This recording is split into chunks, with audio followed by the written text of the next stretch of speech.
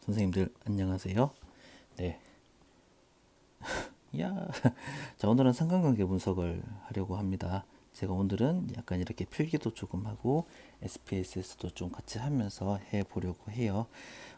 제가 뭐 요지 만들거나 이런 것들을 별로 좋아하지 않기 때문에 그냥 미리 한번 그냥 이렇게 쭉 써 나가면서 그림을 그려가면서 선생님들과 공유를 하고 또 SPSS를 직접 돌려보려고 합니다. 자, 죄송해요. 제가 원래 오늘은 그 독립표본 T테스트 독이라고 쓸게요. 그리고 대응 표본 T테스트의 업그레이드 버전을 원래 하려고 했었습니다.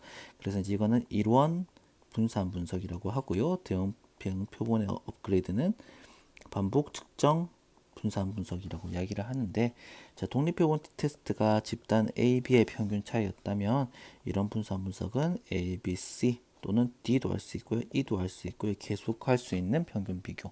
자, 대응 표본 T테스트는 1회와 2회 의 비교를 본다면 반복 측정 분산 분석은 1, 2, 3 그리고 계속해서 평균 비교를 할 수 있는 그런 측정인 거예요. 그런데 사실 이런 분산 분석이랑 반복 측정 분산 분석은 개념이 독립표본과 대응표본과 사실은 똑같고요. 그리고 실제로 SPSS도 그냥 플러스 알파가 되는 거기 때문에 아주 어렵지는 않습니다.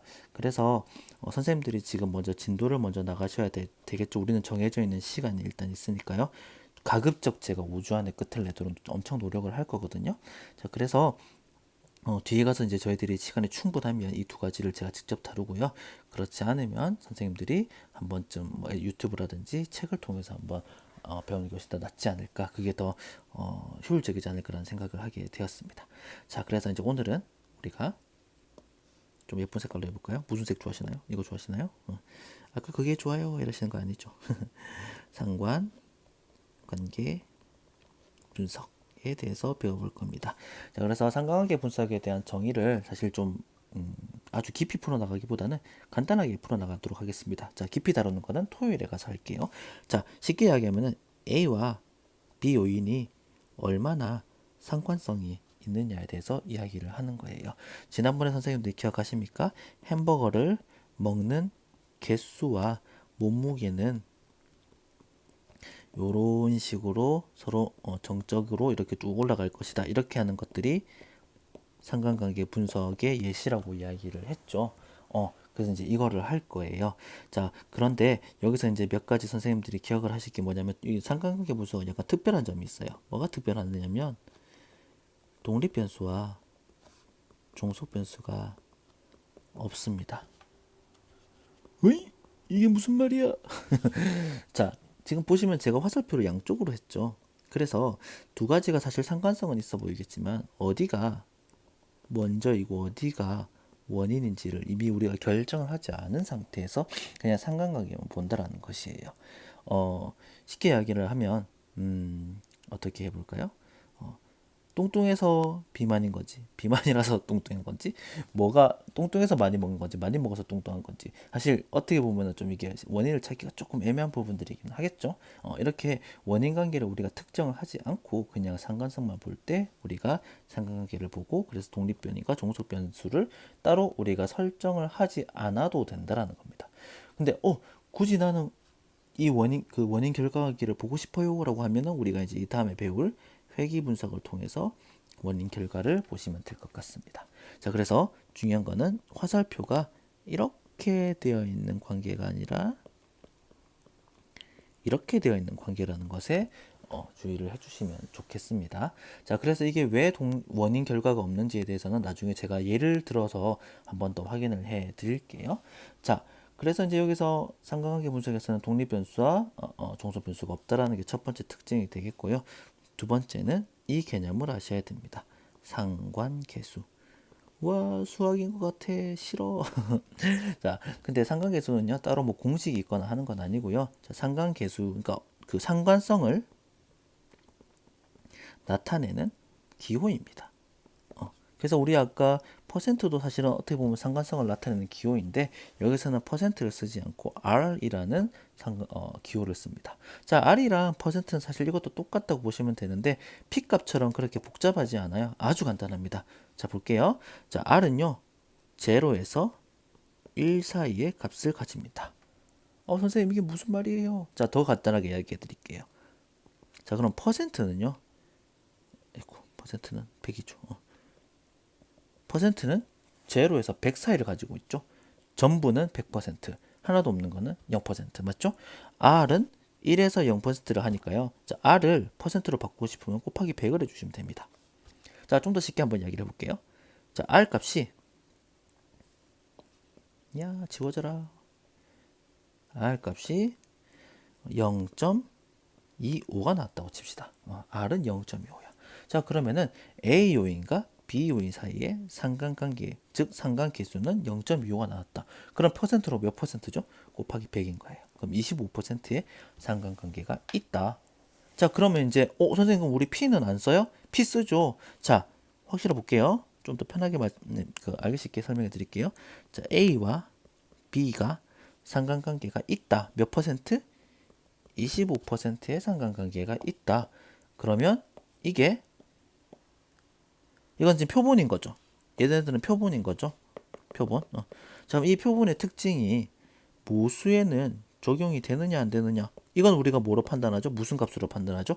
P 값으로 판단하죠. 자, 그래서 25% R 값이 0.25라는 거는 표본에서의 상관관계가 25%라는 말인 것이고, 이걸 전체 모수에 적용될 그 확률은 P는 0.05 그대로 사용을 한다라는 말입니다.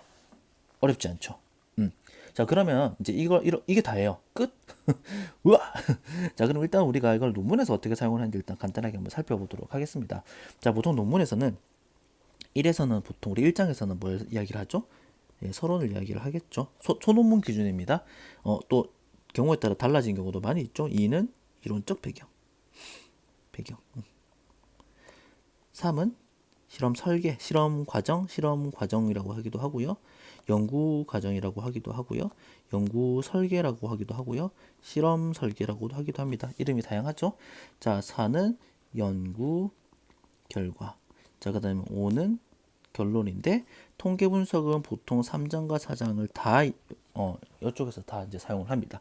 자, 실험 과정 같은 경우에는 내가 어떤 방법으로 이 실험을 전개를 해 나갔느냐라는 부분들을 이야기를 하는 거잖아요. 근데 이 상관관계 분석 같은 경우는 이 실험 과정에서도 사용을 할 수 있고요. 연구 결과에서도 사용을 할 수 있습니다.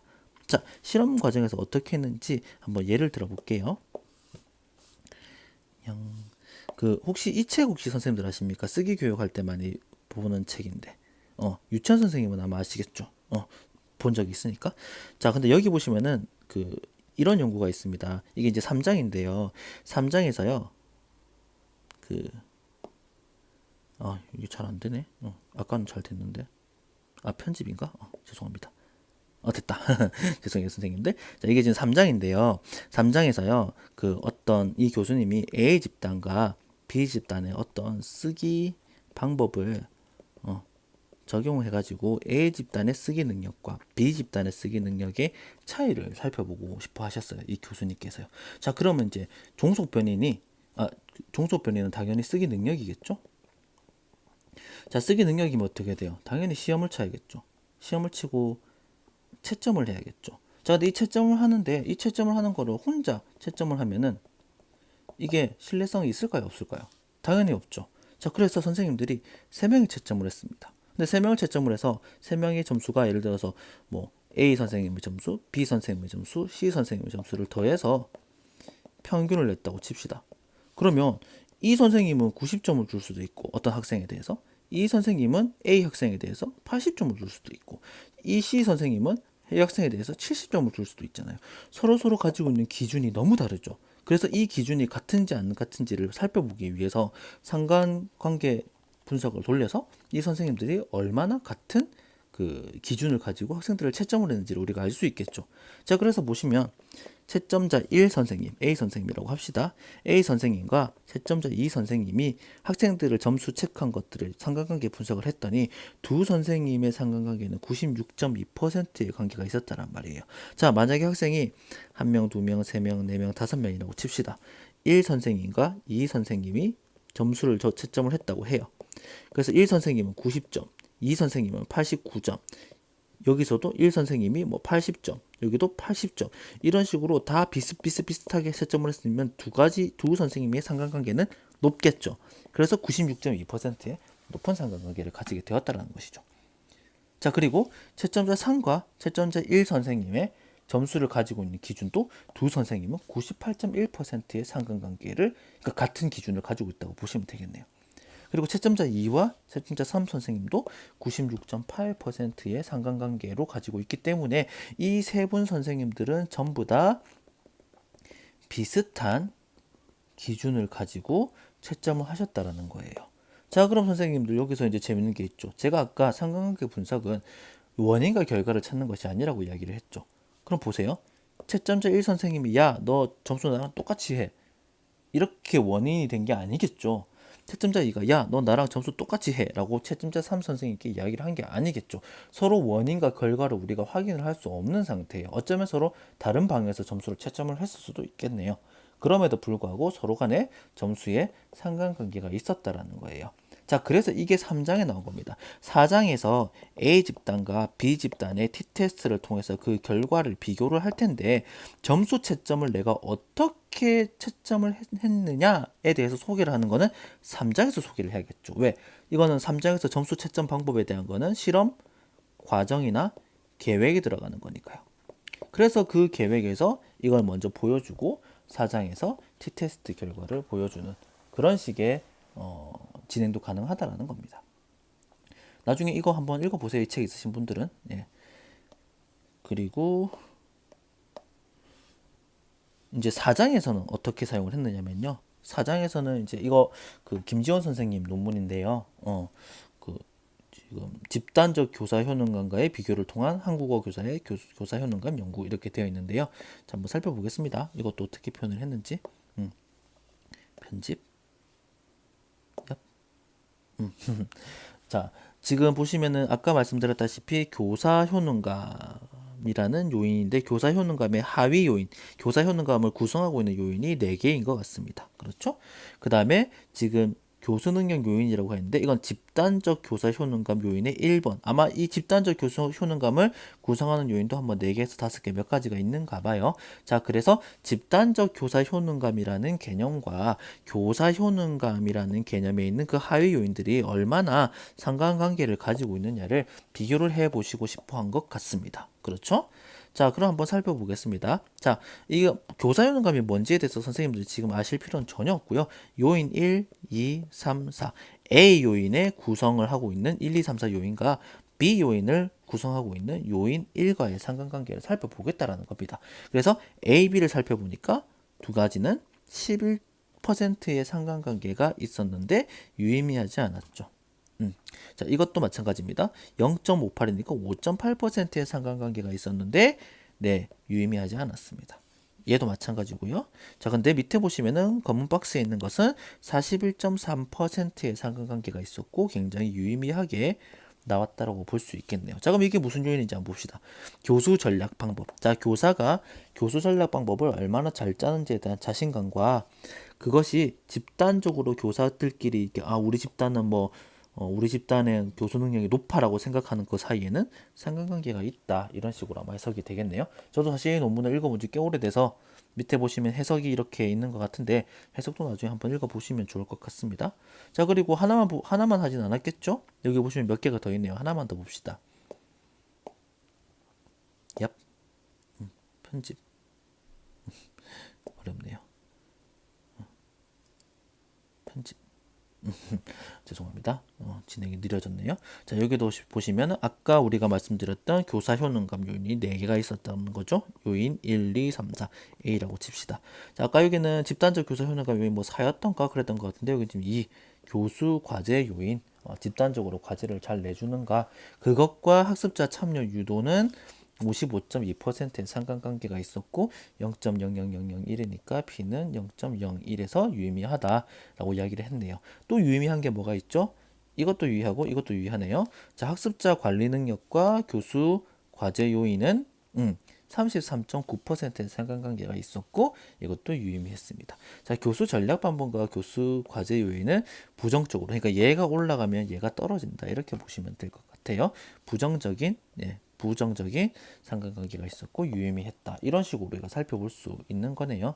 이렇게 연구의 사장에서 사용을 할 수가 있겠습니다. 자, 그럼 이렇게 100번 우리가 뭐 이런 식으로 사용한다, 저런 식으로 사용한다 이야기하는 것보다 실제로 우리가 한번 돌려보는 게 더 낫겠죠. 요새 세상 좋아졌어요. 이렇게 아이패드로 SPSS도 할 수 있고. 어플리케이션 깔아서 그래요. 자, 보겠습니다.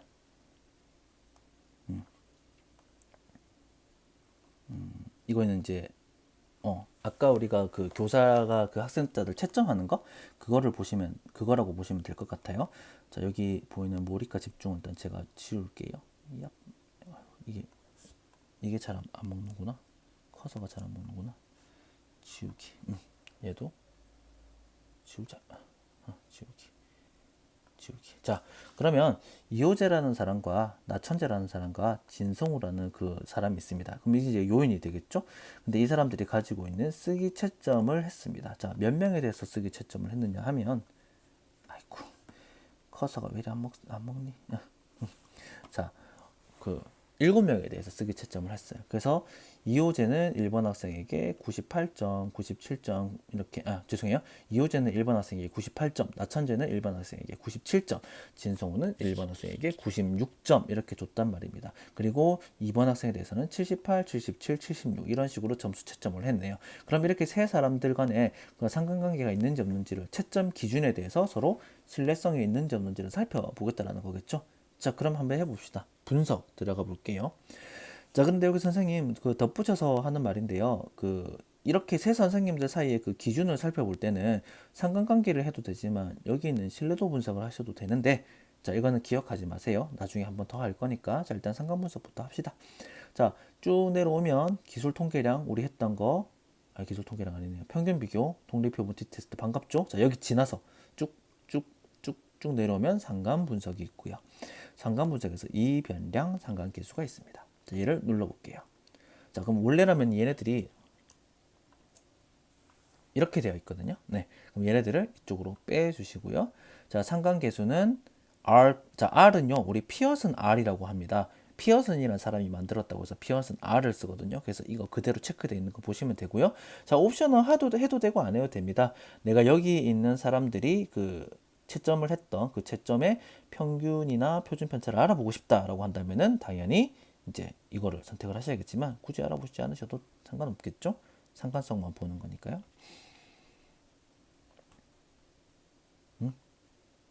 여기 나왔네요. 자, 그럼 보겠습니다. 이효재와 이효재는 당연히 1이겠죠. 왜? 같은 사람이니까. 100% 같은 거예요. 자, 그럼 이효재와 나천재가 가지고 있었던 상관성은 99.9%가 나왔네요. 0.9999니까요. 자, 그럼 이효재와 진성호 선생님이 가지고 있는 상관관계는 0.9999, 즉 99.9%의 상관관계가 있다라는 것입니다. 자, 나천재와 이효재는 아까 했죠. 이렇게 했으니까 뭐 똑같은 거니까 볼 필요 없는 거고요. 자, 나천재도 볼 필요 없는 거죠. 나천재와 진성으로 보시면은 99.9%입니다. 그러면은 세 명 간의 상관관계 분석이 다 끝이 난 거겠네요. 그래서 이 세 명이 쓰기 채점에 대해서는 99.9%, 즉 R은 0.99의 상관관계를 가지고 있었기 때문에 매우 높다. 기준이 매우 상관성이 있다라고 볼 수 있겠고, 이것은 밑에 보시면 0.001 수준에서 유의미하다라고 이야기를 할 수 있습니다. 그래서 이거를 3장에 쓰셔도 되고요. 4장에 쓰셔도 됩니다. 자, 이거는 아까우니까 우리 하나 더 해봅시다. 이거는 그 제가 어떤 교수님이 했던 자료를 좀 가지고 온 게 있는데요. 레이먼드 섹시, 이거 레이먼드 우리 학생 이름이에요. 남자입니다. 저는 여성에게 대해서 함부로 이런 말 하지 않습니다. 자, 섹시한 남자가 있어가지고요. 나 이거 변태 아니야? 죄송합니다. 자, 열린 세창에서 버벅거리고 있네요. 자, 여기서는 이제 여러 가지 변수들을 이 친구가 이제 만들어 놨는데요. 데이터 보기로 가서 쭉 가겠습니다. 자, 그럼 여기 보시면 이 친구가 이제 필리핀어라서 영어로 써놨어요. 인티메시랑 바이올런스랑 오버 observation이 있는데요. 자, 인티메시는 이게 아마 부모가 학습자에게 느끼는 친밀함인 것 같아요. 그리고 이거는 부모가 학습자에게 하는 폭력인 것 같고요. 그 다음에 부모와 학습자는 가지는 오버 옵저베이션이 이렇게 과한 참견이라고 해야 되나요? 이런 거 있는데요. 자, 이것들 간의 상관관계를 한번 보도록 하겠습니다. 이게 실제 실험 자료는 아닌 것 같고요. 어디서 가져온 실험 자료를 일단 알고 있어요. 근데 일단 세 개를 하지 말고 두 가지만 한번 살펴보겠습니다.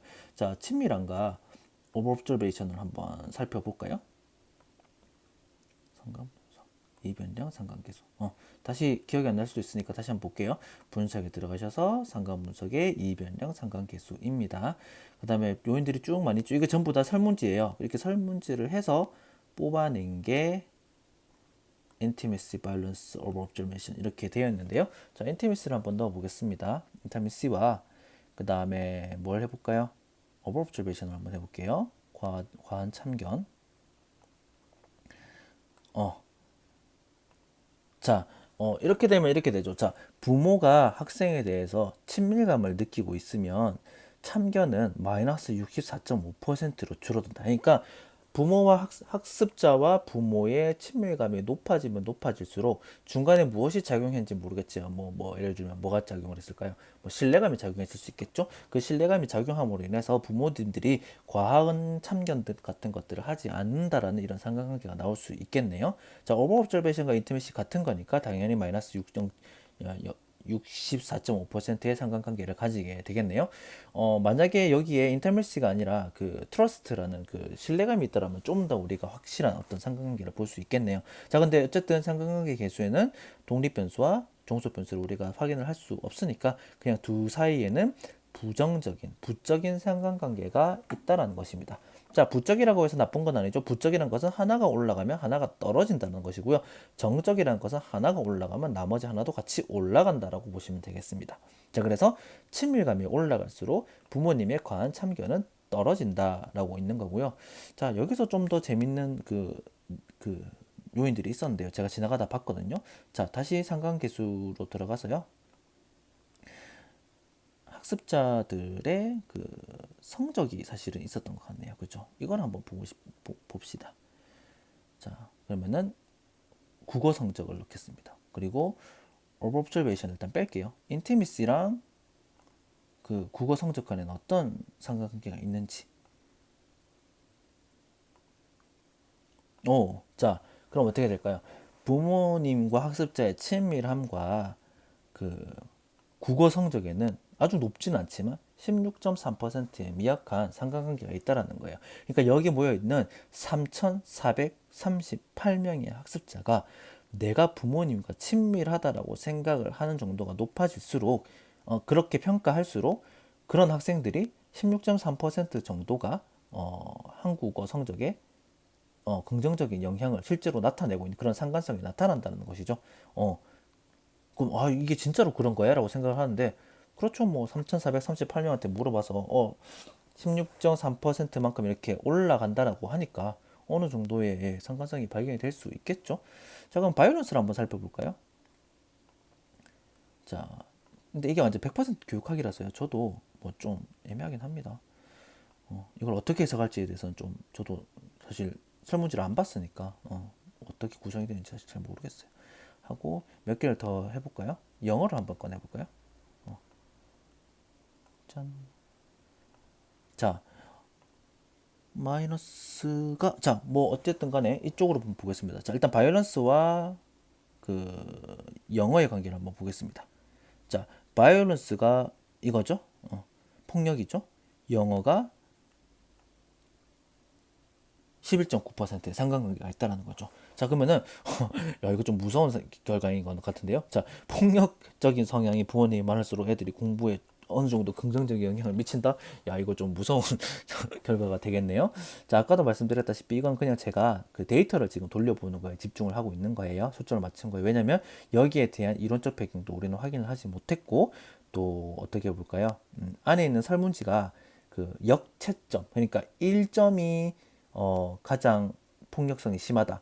5점이 가장 폭력성이 심하다. 그런 부분들을 우리가 지금 확인을 못한 부분들이죠. 설문지도 저희가 확인을 못한 부분들이기 때문에 그런 경우에는 역채점을 해서 역산을 해주셔야 돼요. 근데 역산은 나중에 제가 또 가르쳐 드릴 거니까 일단 신경 쓰지 마시고 결론은 이런 결과가 나왔다라는 거에 우리가 초점을 맞춰보시면 되겠습니다. 알겠습니다. 자, 그 다음에 재밌는 결과들이 나왔네요. 근데 이 자료는 대체 어디서 가져온 자료일까요? 자, 그 다음에 하나 더 열어보겠습니다. 데이터 레이몬드 섹션. 레이몬드 씨 미안해요. 그 교육학하는 필리핀 남자 학생인데 진짜 잘생겼어요. 남자인 제가 봐도. 네. 근데 저는 네, 남자를 좋아하지 않습니다. 네, 네, 무슨 말하고 있냐?